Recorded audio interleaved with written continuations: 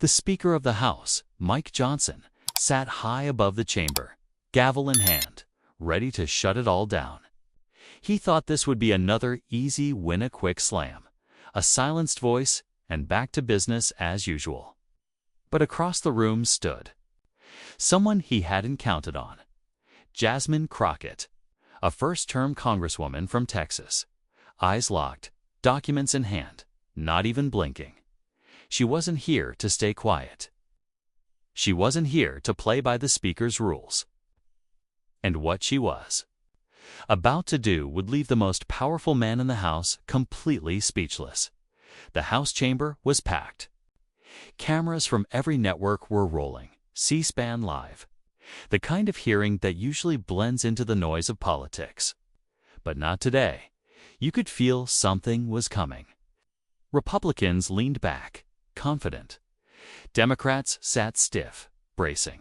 And, right in the middle of it all, Jasmine Crockett stepped forward with one word that changed everything: evidence. To understand how big this moment really was, you have to know who was standing on that floor. Crockett wasn't born into politics. She came from the courtroom fighting for justice, standing up for people who had no voice.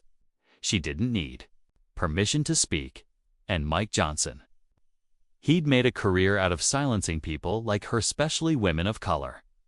This wasn't just a fight over numbers and a budget. This was a collision between truth and control. And truth was about to speak up. People at home were watching, tired of lies, tired of seeing power win. And right then, in that moment, a freshman Congresswoman rose, stood her ground, and shattered the silence. What happened next would shake the entire country. And it all started right here. The hearing was supposed to be just another day on Capitol Hill. Mike Johnson, the Speaker, took his seat with the confidence of a man used to getting his way. He had the schedule, the script, and the gavel, all the tools needed to control the room. One by one, Republican members were called up, repeating the same old lines about spending and responsibility. Then it was the Democrats' turn.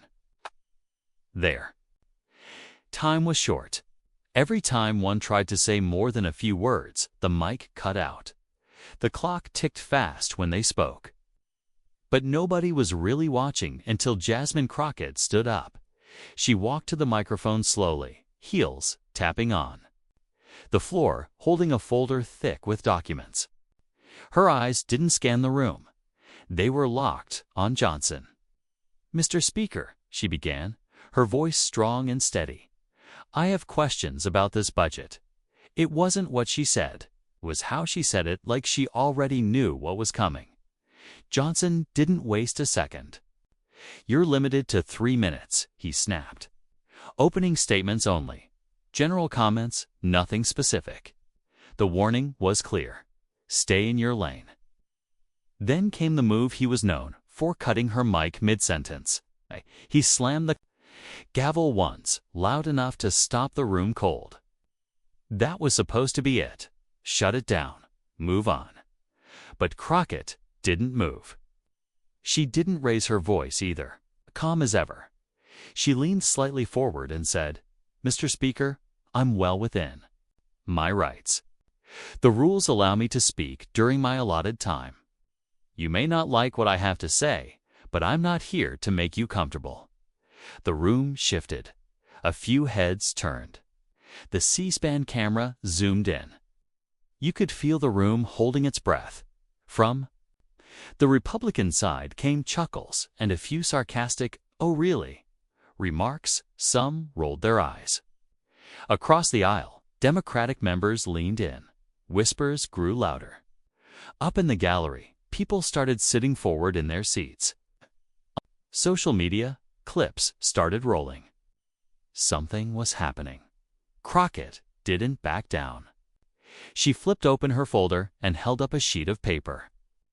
"This is a copy of a federal budget request from your district," she said plainly. "It asks for $47 million. The project was never completed." Gasps echoed. Johnson's face tightened. He tried to cut her off again. Those details are not allowed during opening statements, he barked. Stick to general discussion. But Crockett was ready. So facts are not allowed now? She asked, not even blinking. Are you saying the American people can't hear the truth because it's not convenient for you? It was no longer just a disagreement. This was turning into a fight for control. Johnson's tone shifted from sharp to threatening. If you continue to disrupt the process, he said, I will have you removed. That was the moment everything changed. The room froze. You could feel the shift in energy. Even the Republicans stopped whispering. Crockett didn't flinch. So now, asking about public money is a threat, she said. Are you really going to silence an elected official for doing the job she was sent here to do? The silence in the room felt loud. All eyes were on Johnson, who gripped his gavel.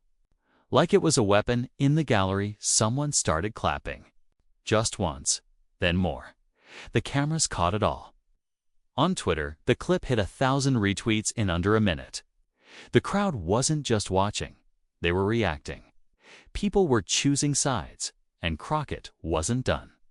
She stepped back from the mic, opened her folder wider, and looked down at what she had prepared. Johnson slammed the gavel again. You are out of order, he shouted. His voice cracked just slightly, but enough to notice. She raised her eyes and locked onto him. Then, let's talk about order, she said. Let's talk about how order gets twisted. When one man decides who's allowed to speak and who isn't. Let's talk about who this house really works for.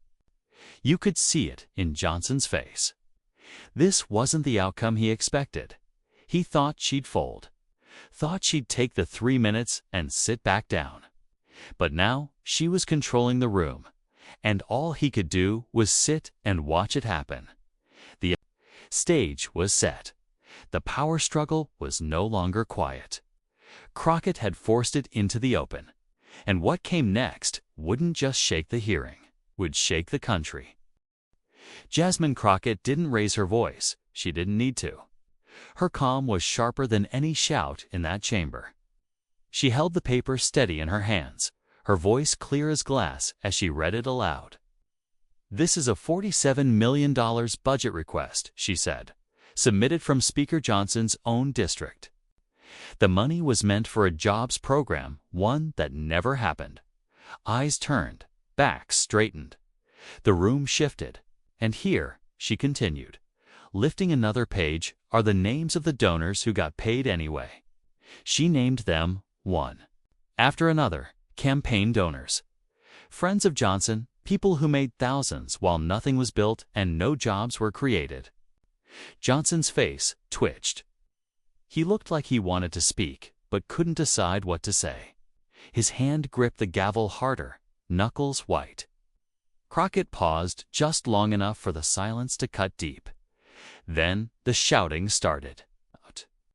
Of order, screamed one Republican. Another stood, pointing. She's violating the rules. But the Democrats had heard enough. They stood and clapped. Some pounded their desks in support. In the gallery, people rose from their seats, clapping, cheering, even crying. Johnson slammed the gavel so hard it echoed off the walls, his face now burning red. Order, he bellowed. But it was too late. The chamber had come alive. Crockett didn't stop. She didn't yell over them. She waited. And then, when the noise dropped low enough, she leaned in again. Mr. Speaker, she asked, are you afraid of transparency? Johnson stared. At her, no answer. Let's try something else, she said, pulling out a new document. This is a memo sent from your chief of staff to several corporate lobbyists. The title? How to Buy Access. Gasps. The memo lists prices $50,000 for a seat at a hearing, $100,000 to push an amendment, $250,000 for guaranteed floor time. The Republicans exploded again. But the noise didn't land the same way this time. Their voices sounded smaller, shakier. Some of them looked down. One walked out. Johnson stood, voice cracking, shouting, "Those documents are classified." The moment froze. Crockett turned to him and gave the smallest smile, the kind that says checkmate. "So," she said calmly, "you admit they're real." That was it. That was the trap. And he walked right into it. Johnson stumbled over his next words. His mouth opened, but nothing came out. His allies looked panicked. Even some of his staff in the gallery started shifting uncomfortably. Crockett didn't wait. She opened her folder one last time and took out a final sheet. And just in case anyone's still confused about what this is really about, she said, "Let me read you something." She cleared her throat and read slowly. "These loudmouth women think they can change Congress. A few threats and they'll back down." She looked up. "That text was sent by you, Mr. Speaker, just last week, to a lobbyist." The chamber went dead silent. No one moved. Not a chair, not a footstep. Nothing. Johnson's face went pale. His mouth moved, but no words came. No gavel slammed this time. No protest, just silence. Even the cameras seemed to zoom in slower, steadier, as if the moment needed more space. Crockett stepped forward, not loud, not angry, but sure. This woman didn't back down, she said. This woman came prepared. This woman stood her ground when you tried to bury the truth. And now that truth is standing in front of you. She turned slightly, speaking not just to Johnson now, but to everyone. You tried to silence me because you're afraid. Afraid of what I might say, afraid the people might finally hear it. The room shook not from noise, but from what everyone knew in that moment. He was done. Reporters stood, clapping. Few Republican members looked away. Others whispered to each other, already doing damage control. Johnson sat down slowly. The gavel rested on the desk, untouched. The man who had started this hearing in complete control was now lost in a sea of silence and Jasmine Crockett. She stood like a giant, unmoved, holding only truth in her hands. Mike Johnson didn't speak another word. He sat frozen in his chair, shoulders slumped, staring at the gavel in front of him like it no longer belonged to him. And maybe it didn't. The room was still buzzing with shock, but it was clear. The power had shifted. The hearing, which had started as a routine budget discussion, had turned into a political earthquake. Crockett stood tall, calm as ever, surrounded by her Democratic colleagues who rushed to her side. They weren't just congratulating her, they knew what they had just witnessed. A freshman Congresswoman had just taken down the Speaker of the House, live in front of the entire country. Across the aisle, Republican members didn't stick around. Some ducked out through side doors. Others ignored the reporters waiting in the hallway. No one wanted to answer questions. No one could defend what had just happened. Johnson's closest allies looked like they were seeing the end of something they hadn't prepared for. And in many ways, they were. The internet lit up within minutes. Hashtags exploded. Hashtag Crockett vs. Johnson. Hashtag Truth Wins. Hashtag She Did Not Back Down. The clip of Crockett calmly exposing Johnson while he melted behind the gavel spread like wildfire. TikTok filled up with reaction videos. Twitter couldn't keep up with the mentions. Instagram Reels looped the moment Johnson called the documents classified. Then Crockett smiled and dropped the hammer. Even conservative commentators, normally quick to circle the wagons, had to admit she didn't just challenge him. She destroyed him.